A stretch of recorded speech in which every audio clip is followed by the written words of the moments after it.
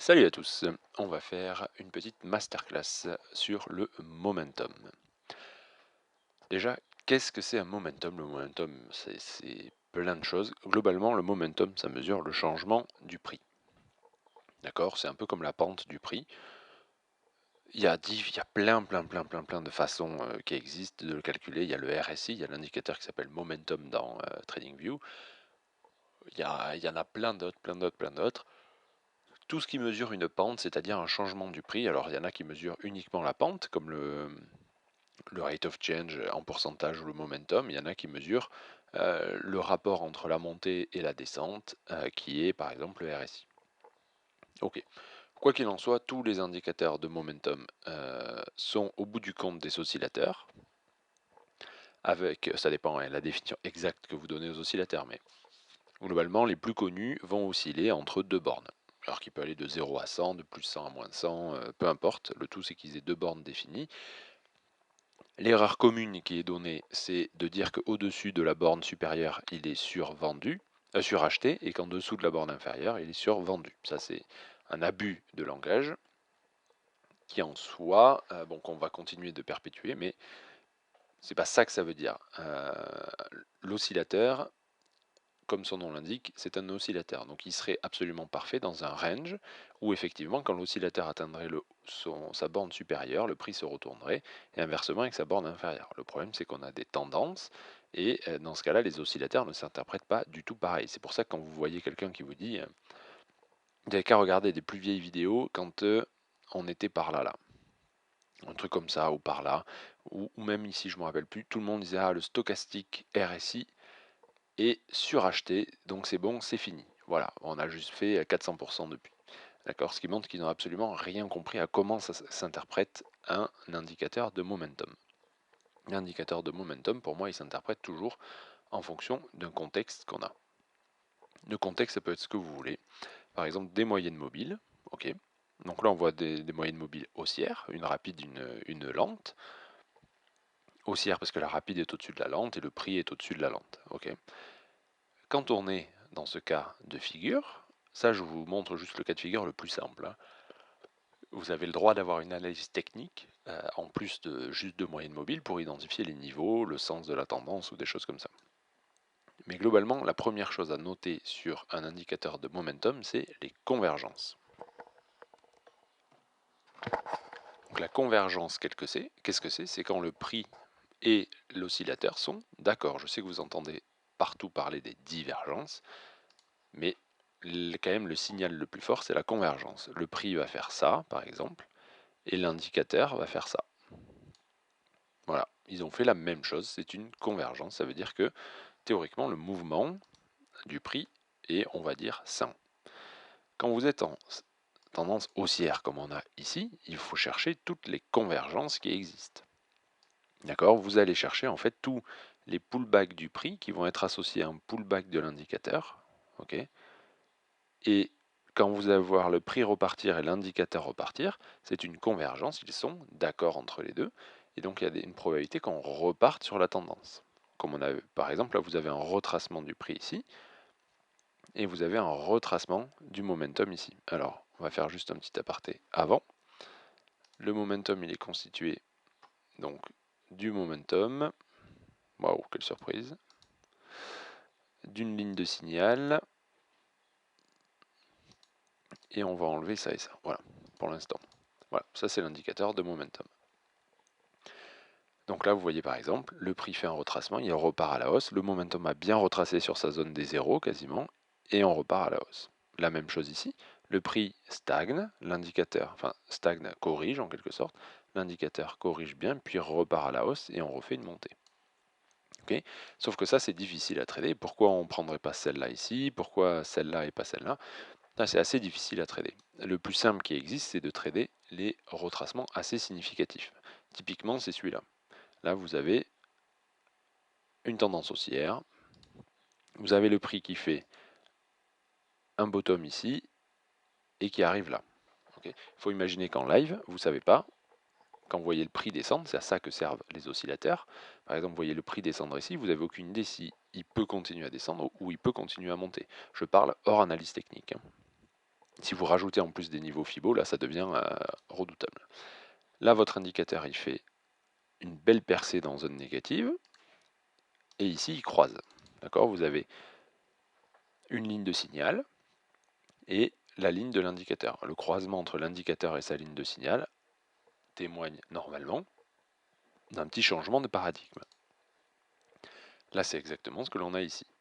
Donc vous avez le prix qui baisse, l'indicateur qui baisse, qui croise ici son signal, vous disant que ce mouvement tend à faiblir, ok, et vous avez des Hikinashi vertes qui repartent, disant que le mouvement tente de repartir. Vous avez une convergence, vous avez une tendance haussière avec un retracement qui fait des plus bas de plus en plus haut également sur le momentum. Et ça, vous voyez, une belle reprise de tendance derrière. On a la même chose ici, où on fait boum, le prix retrace bien comme il faut, on vient en zone de survente, et derrière on fait une convergence. Alors on fait une divergence d'abord, mais ça on verra après. Hop, merci. Et après on fait une convergence avec ce niveau-là, vous voyez, et derrière, boum, on repart. On peut retrouver la même chose sur des trends plutôt baissières. Hop, on va tout effacer. Par exemple, ici. On est en tendance baissière, vous voyez les moyennes mobiles, on baisse, on retrace un peu, votre indicateur vous dit la même chose, il croise, vous disant que ok, potentiellement cette hausse est finie, il fait bien un plus bas qui est plus bas que le plus haut précédent, dans une tendance, un plus haut qui est plus bas que le plus haut précédent, dans une tendance baissière, qui peut signaler la reprise de la tendance, et boum, on redescend. Voilà, ça c'est quelque chose qu'il faut penser à regarder régulièrement parce que c'est quelque chose qui est très important. C'est beaucoup plus difficile quand il reste positif ou négatif en tendance haussière ou baissière parce que c'est difficile d'évaluer est-ce que là on a une convergence aussi.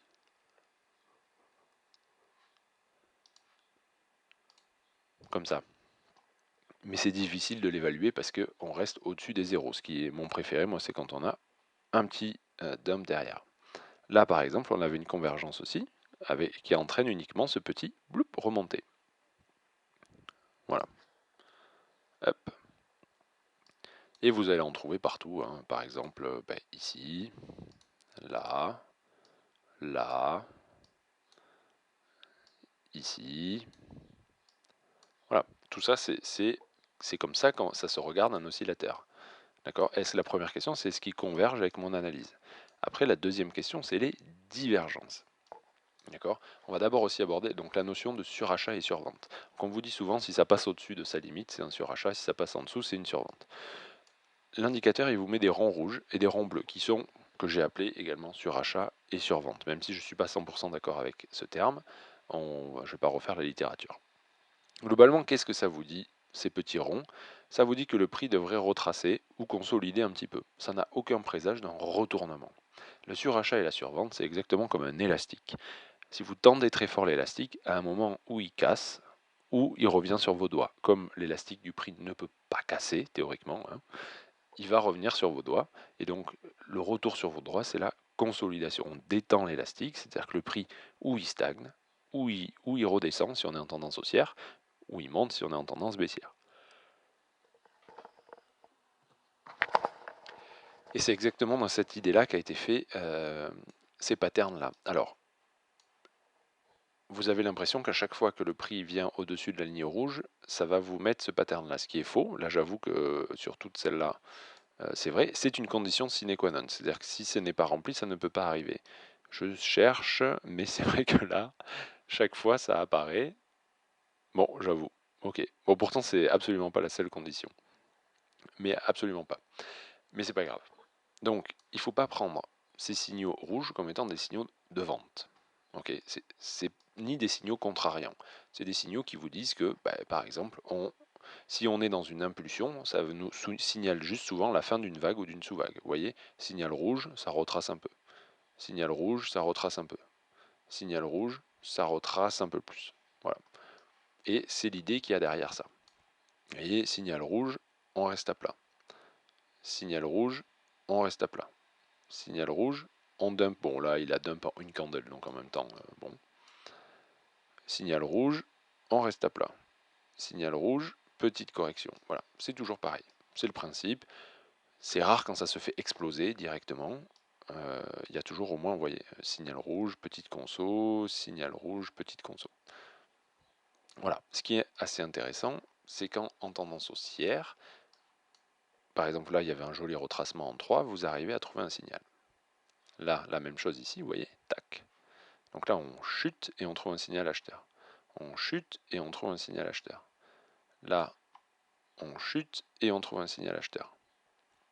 Vous voyez la différence, c'est que je ne le prends pas forcément en signal contrariant, je vais le prendre en signal d'accompagnement. Je suis en tendance haussière et je trouve des signaux de survente. Ce qui veut dire très souvent que le prix est prêt à repartir en haut. D'accord? Si j'étais en tendance baissière, tous les ronds rouges, par contre, seront des signaux d'achat. Je ne sais pas si on va en trouver un. Non, si, bah, par exemple ici, vous voyez, rond rouge, on est en tendance baissière, rond rouge, et boum, derrière, on redump. C'est ça, ça fait partie des signaux très très forts. Quand vous êtes dans une tendance haussière et que vous trouvez de la survente, et dans les tendances haussières, baissières et que vous trouvez du surachat. Ok. Maintenant, les patterns que moi j'utilise, donc c'est beaucoup la convergence. C'est-à-dire quand je vois une convergence apparaître, par exemple ça je l'ai longue, d'accord, avec deux arguments. Hop. Les Fibos, parce qu'on était dans la zone 1 1.618, ok. On a fait un premier rebond, on est redescendu et on voit que là, le momentum a créé une convergence. Et ça, ici, je me suis dit, ok, c'est good. On crée une convergence, on va au moins up encore un peu, et puis après, c'est parti. Et ça, c'est un pattern que je cherche régulièrement. Ça, ici, je l'ai longue, mais alors vraiment micro-levier parce que j'ai fait ma... J'avais un peu peur qu'on double corrige direct, donc quand j'ai vu la convergence, c'était micro-levier. J'ai pas poussé beaucoup plus haut, hein. J'ai TP sous le bas de la résistance ici, donc j'ai pas du tout pris tout ce mouvement-là hein, avec la mise initiale, mais il y avait une convergence H4. Ok. Donc ça c'est un des patterns que j'utilise le plus. La survente et le surachat, je les utilise en suivi de tendance, donc en sens inverse de l'utilisation habituelle que vous entendez du surachat et de la survente, et éventuellement je les utilise quand on est sur ma zone, par exemple où je veux vendre ou acheter et que je trouve ce signal-là. D'accord? Mais avant qu'on soit sur ma zone, ça ne m'intéresse pas énormément. Le pattern qui marche aussi pas mal du tout, c'est l'enchaînement sur vente ou sur achat plus divergence. Ça, c'est un pattern qui est assez intéressant. Par exemple, vous voyez ici, vous avez une survente, un surachat, pardon. On fait un sommet sur le prix et on fait une divergence sur le momentum. Et derrière, boum, on retrace un peu. Ok. Donc bon, le retracement est toujours dépendant, mais là, la même chose. Vous voyez, on fait un sommet, et là, sur ce nouveau pic, on crée une divergence. Boum, on tombe derrière. Voilà, ça m'intéresse beaucoup. Là, vous voyez la même chose. On diverge. Alors ça se voit pas beaucoup, il suffit de zoomer. Vous voyez, on a une divergence, tac tac, entre ces deux points. Donc si en plus ces deux points sont survendus, c'est parfait. On a une divergence entre deux surventes, c'est exactement surachat pardon ici, c'est parfait. Donc ça, c'est un pattern que moi je regarde beaucoup, c'est un pattern qui m'intéresse. Vous voyez ici, tac, divergence. Alors on avait une divergence qui se cumule en plus. Tac, tac, là on fait un petit plus haut marginal et boum, derrière on tombe. La même chose ici, divergence, vous voyez, boum, on tombe. Donc ça c'est important à regarder. Il faut regarder les convergences, quand vous êtes haussier, il faut regarder les convergences de momentum négatif, et après il faut regarder l'accumulation de divergences. Surtout, il faut regarder si vous êtes en train de perdre du momentum. C'est ça qui est important. Là, vous voyez que sur cette montée-là, il n'y avait absolument aucun momentum et que c'était quasiment sûr qu'on allait devoir retracer cette partie ici parce qu'on montait sans momentum. Ce à quoi va venir s'ajouter ce qu'on peut appeler le Life Index, qui n'est pas du tout la même formule, qui n'a rien à voir d'ailleurs, et qui va mesurer un peu qui essaie de contrôler le marché entre les boules et les bears. Ok.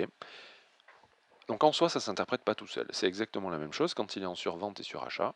C'est qu'il est au-dessus de la ligne des 80 et moins 80. C'est la ligne des pointillés ici. L'autre, c'est 60 et moins 60. Donc grosso modo, ce que vous pouvez chercher, c'est aussi des convergences. Vous voyez, là, il y a une convergence haussière. On fait un plus bas qui est plus haut que le précédent, tout comme le prix. Là, c'est la même chose, vous voyez que ça accompagne le mouvement. Il faut bien sûr partir d'un mouvement qui est assez retracé. Ok. Autre chose qui est intéressant chez lui, c'est les divergences dans le sens de la tendance. D'accord. Autant le RSI, les oscillateurs classiques divergent baissier quand on est en tendance haussière et diverge haussier quand on est en tendance baissière. Lui, cet algo-là, il a la capacité de diverger même en tendance, c'est-à-dire de diverger dans le sens de la tendance. Là, vous voyez, on est en tendance haussière, nette, ok, et il va créer des divergences. Vous voyez ici, je vais m'écarter. Là, vous voyez, il y a il y a un nouveau plus haut, enfin un nouveau plus haut. On fait deux sommets, deux creux ascendants sur le Life Index, alors que là on fait deux niveaux descendants. Ok. Donc on fait une divergence haussière en tendance haussière. Ça, c'est des très bons signes de reprise, de tendance. Ok. On va en trouver un autre éventuellement.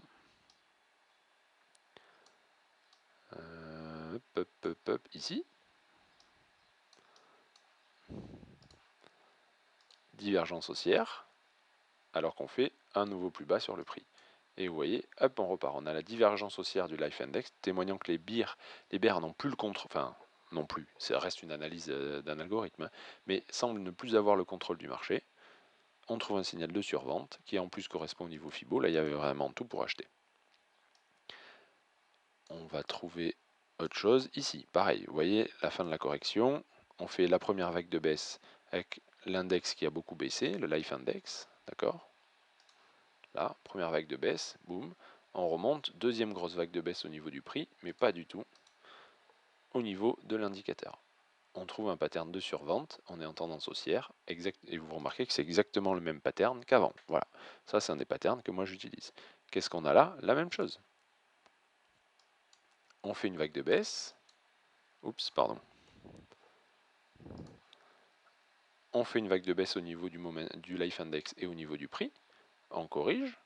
On refait une grosse vague de baisse au niveau du prix, alors qu'au niveau du Life Index, on fait une divergence. Et là, on a aussi une pattern de survente. C'est exactement la même chose que les deux exemples précédents. Donc moi, je long BTC là. Bon, ça vous le savez parce qu'il y a d'autres raisons, mais voilà. J'ai la survente, j'ai la divergence. Dans le sens de la tendance générale, ça ne veut pas dire qu'on va to the moon. Ça veut dire que normalement, le prix nous doit un rebond à partir d'ici. Rebond qu'on va tenter d'exploiter. Et on va trouver la même chose en sens inverse, c'est-à-dire dans la partie baissière. Bon, alors là, ça descendait peut-être un peu trop vite pour réussir à avoir quelque chose. Il faudrait un truc où Bitcoin a retracé un peu quand même. Voilà, vous voyez ici, dans cette remontée ici, regardez, on fait une première remontée, touc, et puis on continue de monter alors que lui, il continue que de baisser. Donc, qui nous dit que probablement les boules n'ont pas du tout le contrôle de ce marché et que là, si on monte à l'heure actuelle, c'est juste que tout le monde attend pour revendre un petit peu plus haut. Donc ça, c'est les signaux dans le sens de la tendance. Tendance baissière, on trouve des divergences qui vont dans le sens de la tendance. Ça, c'est très intéressant, hein, parce qu'il n'y a pas beaucoup d'indicateurs qui sont capables de vous montrer ça. Parce que du coup, c'est des signaux qui sont plus forts parce qu'ils sont, comme son nom l'indique, dans le sens de la tendance. Vous voyez exactement la même chose ici. On était en tendance haussière, on faisait une correction, tout le monde disait ETE, vous voyez, hein, hop, hop, hop, tout le monde était là, ok, c'est bon, on va mourir. Sauf que, putain, c'est chiant ça. Sauf que, hop, voilà, divergence, ok. En même temps, on faisait une convergence du momentum, vous voyez, et c'est parti. Là, je vous montre vraiment toute la lecture du momentum, hein. Donc, ça demande un tout petit peu d'exercice dans sa tête, mais c'est relativement efficace. Maintenant, on va voir les signaux de divergence contre la tendance. Donc, si on est en tendance haussière, on va trouver des divergences baissières. Alors moi, je peux trader uniquement la divergence dans le sens de la tendance, comme ça ici. Ça là, bon, j'avais une convergence du momentum, il n'y a pas de signaux particuliers sur le momentum. Par contre, cette divergence ici, moi, ça me va largement pour acheter. Ok. Alors quand tendance, si la divergence contre tendance, par contre il va me falloir d'autres signaux. Là, regardez, on fait un plus haut ici, et on fait une divergence complète là. Vous voyez que là, ça chute drastiquement. Boum, on a une grosse chute. Donc ça c'est très bien, et en plus je trouve un signal de survente. Ça c'est un très bon signal de vente. Ok. On est dans une grosse baisse, et je trouve une divergence haussière. Voilà, plus un signal d'achat. Ben, c'est une bonne zone pour rejouer un achat. Et vous voyez, tac, tac, tac. On effectue effectivement un rebond. Là, je vous montre juste une analyse de momentum. C'est pas comme s'il y avait une analyse d'autre chose. Moi, je pense que de toute façon, ça, je l'aurais pris même a posteriori parce qu'on était venu chercher 100% FIBO. Donc, je l'aurais pris pour jouer au moins un rebond technique. Vous voyez qu'on a eu un rebond en 3. Donc, ça s'appelle un rebond technique. La même chose encore ici. Vous voyez, on a une divergence qui apparaît et on a aussi une divergence du momentum qui amène du coup aussi à ce retracement en 3. Donc ce qu'il faut comprendre, c'est que les divergences ne sont pas forcément le signe d'un retournement de la tendance. Elles sont le signe qu'une consolidation est nécessaire. Voilà. C'est pour ça que quand vous avez des patterns de survente qui s'enchaînent, de survente ou de surachat qui finissent par diverger, souvent ça montre quand même la fin d'une vague de taille significative. Vous voyez par exemple ici, on a bien une divergence au niveau de l'index. Vous voyez, une grosse divergence. On a aussi deux patterns de survente qui sont divergents entre eux, et on a bien consolidé pendant un grand moment, mais on voit que le marché est extrêmement bien, cette consolidation n'a amené à rien, juste à cette remontée-là. Et on voyait bien, sur la divergence qui s'enchaînait avec l'autre, que effectivement on avait besoin de respirer, mais que dans cette respiration, on n'a pas trouvé d'acheteur. Ok. Va arriver vous voyez là, cette énorme divergence ici. Hop, voilà, pareil, énorme divergence contre la tendance, avec une survente, ça c'est pareil, c'est un signal de pattern de vente. Donc va arriver, des fois, ce que vous allez voir ici. Voilà, là on arrive là, et vous voyez que le prix, comment dire, stagne ici, alors qu'on est en chute complètement. Vous voyez, complètement. C'est-à-dire que là, cette zone du prix ici, là, c'est traduit par ça.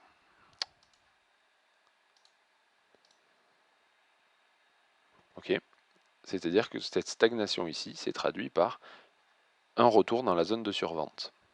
Et ça c'est intéressant parce qu'en tendance haussière, ce pattern-là, ça témoigne d'une chose, c'est que les boules, les bears ont tenté de reprendre, tout donné pour reprendre la main, ils sont tout donnés, ils sont allés jusqu'à la fatigue extrême, c'est-à-dire la survente, et ils n'ont rien provoqué. Et ça, pour moi, c'est un signal de vente à la reprise.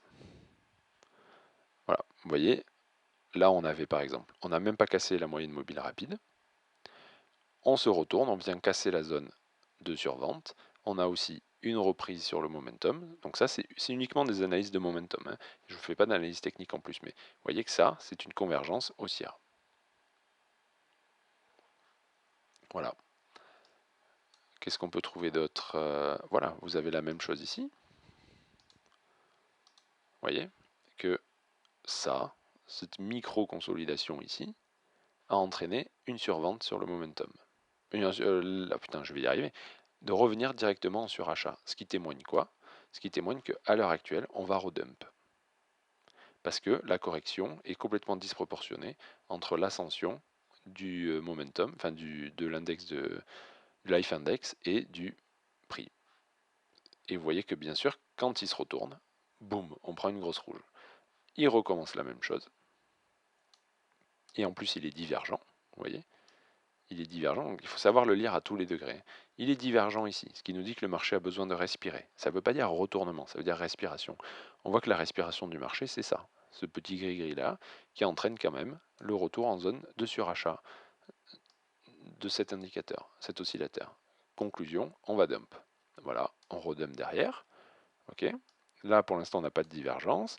On en crée une juste après. Voilà, ici. En plus, on diverge sur le momentum qui nous dit que le marché a besoin de respirer. C'est la respiration du marché, c'est ça. Tout petit zigouigoui. On revient en zone de surachat. Il y a des chances que quand on recasse la zone, on dump. Voilà, on fait une grosse rouge. On rediverge. D'accord? Vous voyez, on rediverge complètement avec tout. Ok, donc ça fait quand même 3 divergences cumulées. Et là, hop, on trouve quand même une montée par rapport à ça, hein, parce que là, vous avez l'impression, regardez, comment ça a été laborieux. D'accord? Là, on retrouve quand même une montée qui est un peu plus vigoureuse. Ok? Et information importante, quand on recasse ça, on ne dump pas. Témoignant que là, les bears sont en train de perdre la main. Et ça, c'est une analyse que vous devez faire. Ok? Là, par exemple, le prix, bon, ben, vous voyez, là, on retrace un peu, on ne réatteint pas la zone de survente. Là, c'est pareil. On arrive ici, ça dump sur le prix, on casse même pas la moyenne mobile. Il atteint la zone de survente. C'est exactement la même chose qu'en sens inverse. Conclusion, quand on va recasser ça, on va pump. On pump, on arrive sur la zone opposée. On a fait ça. Là, le prix stagne et vous voyez qu'on crée une divergence. Tac, qui est aussi visible sur le momentum. Divergence que vous avez sur ça. Derrière, on dump. Voilà, il faut comprendre que le momentum, ça s'interprète dans les deux sens. Il ne faut pas uniquement regarder la divergence, il faut aussi regarder la convergence et il faut aussi regarder qu'est-ce que les divergences amènent. D'accord? Ça, c'est très important. C'est ce qui vous permet d'analyser le marché. Le but du marché, le but du momentum, c'est de voir la force qu'a le marché dessous. C'est ça l'idée du momentum. C'est pour ça que ça a été inventé. C'est pour ça que tout ce que vous voyez sur YouTube, c'est un peu de la connerie. Le mec qui vous dit, bon, bah, il faut trader que les divergences ou j'en sais rien moi, enfin tout ce que vous pouvez voir. Ce qu'il faut avoir compris, c'est l'information qu'il y a derrière. Et des fois, vous demandez, ouais, mais là, toutes les divergences se font arracher en ce moment. Mais oui, toutes les divergences se font arracher en ce moment. Qu'est-ce que j'en ai vu plein écrire ça pendant la montée. D'accord? Là, vous voyez par exemple. Euh, Là, regardez, divergence. On va mettre à l'échelle parce que ça va pump hard derrière. Divergence ici. Vous voyez? Tac, tac. On retrace quasiment full jusqu'à la zone de survente. Le prix, il bouge même pas. Conclusion, les bears donnent tout et il se passe rien. C'est ça l'analyse de cette descente ici. Alors bien sûr, si vous avez short ici, bon, mais si votre analyse vous disait de short, vous avez une divergence baissière, le signal de vente, vous shortez. Bon, ben ça reste après de l'analyse. Mais il faut savoir tirer la conclusion qu'il y a derrière. Vous voyez que vous retracez énormément alors que le prix, lui, ne bouge pas. Le momentum retrace, mais le prix ne bouge pas. Ben, il faut vous attendre à un gros break-up. D'accord? Ça, c'est important d'avoir compris ça. Vous avez la même chose ici. Regardez. Ah ben non, il n'y a pas de divergence là. Hop, on va chercher une petite divergence.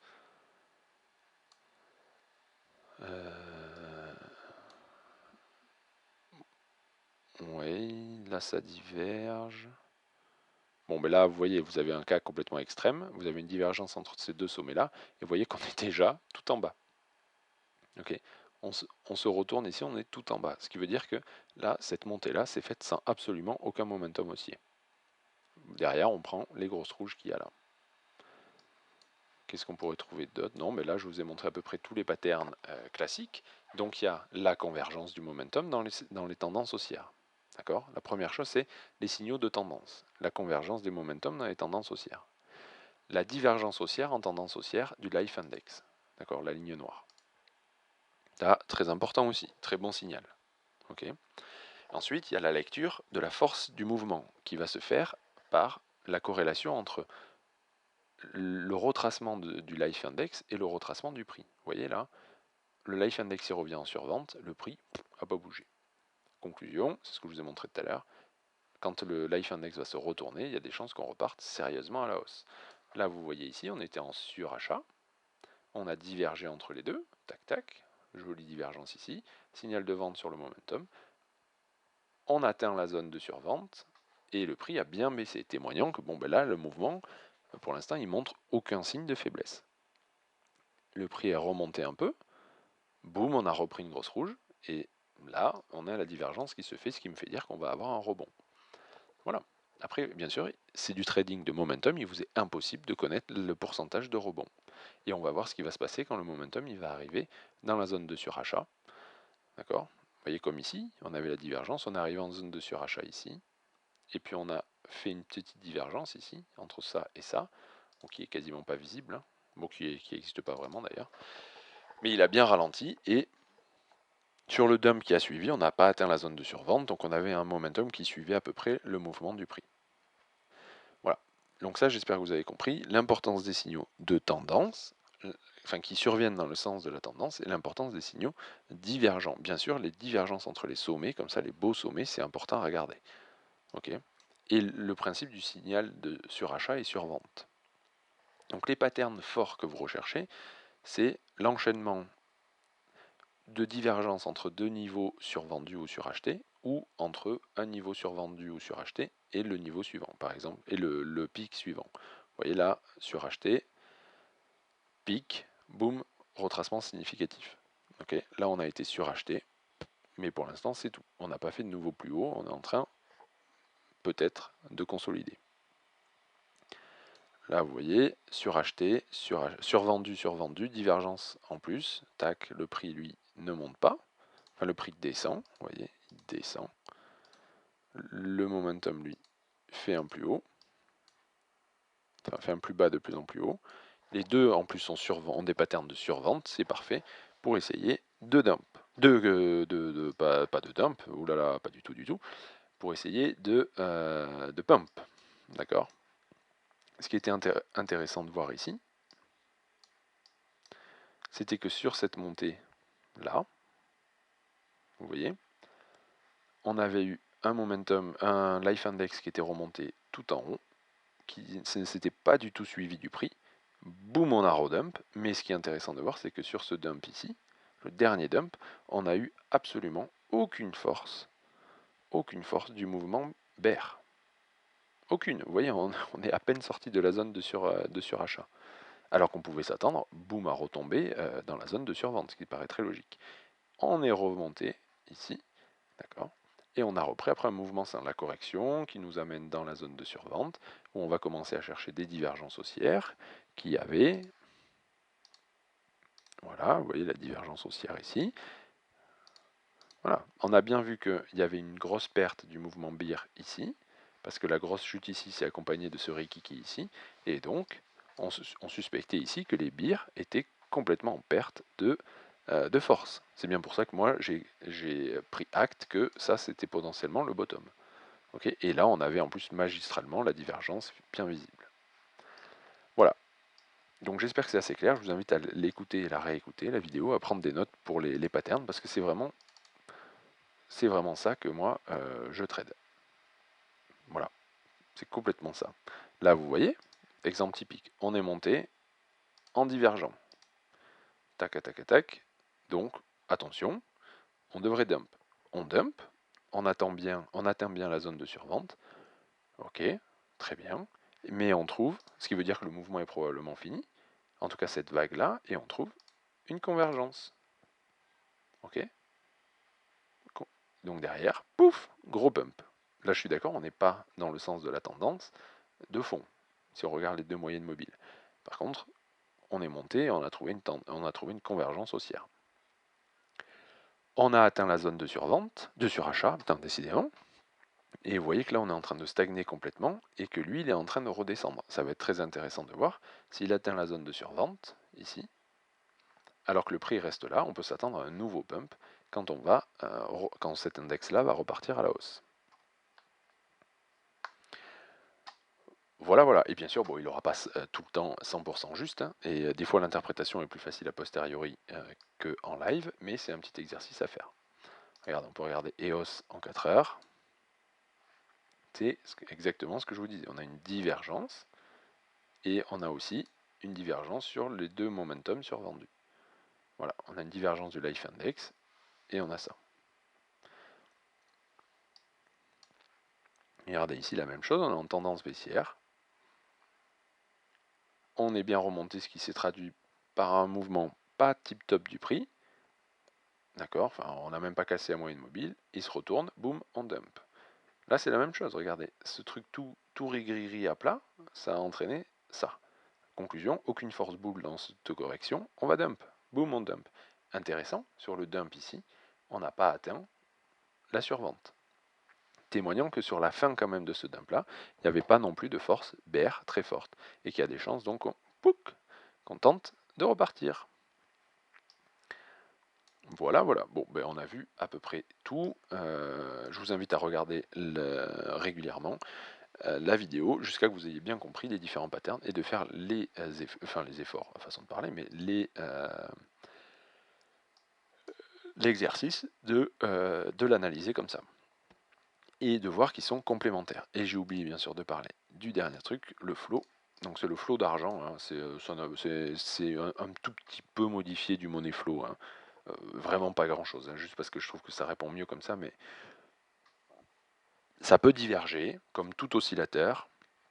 Moi je l'utilise pas du tout pour les divergences, je trouve que mon momentum et mon life index sont beaucoup mieux pour ça. Je l'utilise juste pour une forme de divergence, si vous voulez, c'est ça. Là vous voyez, donc c'est la ligne.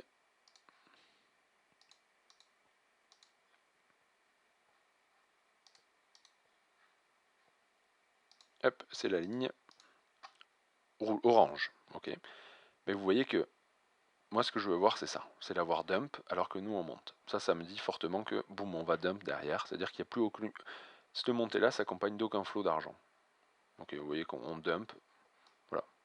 Là c'est la même chose, vous voyez que sur cette fin de montée ici, on reste scotché en haut, c'est-à-dire qu'à tout nouveau plus haut qu'on fait, on ne fait pas du tout de nouveau plus haut, on diverge, on va dump. Voilà, c'est un peu toujours comme ça que je l'utilise. Voilà, ça reste assez accessoire hein, pour moi. Je regarde juste s'il est aussi au-dessus ou en dessous de 0, mais globalement ça reste assez accessoire. Donc il est en fond, vous pouvez l'enlever ou le mettre.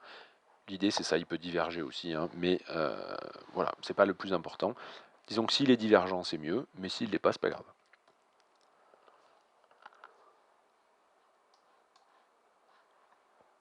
Et je pense que l'on s'est tout dit.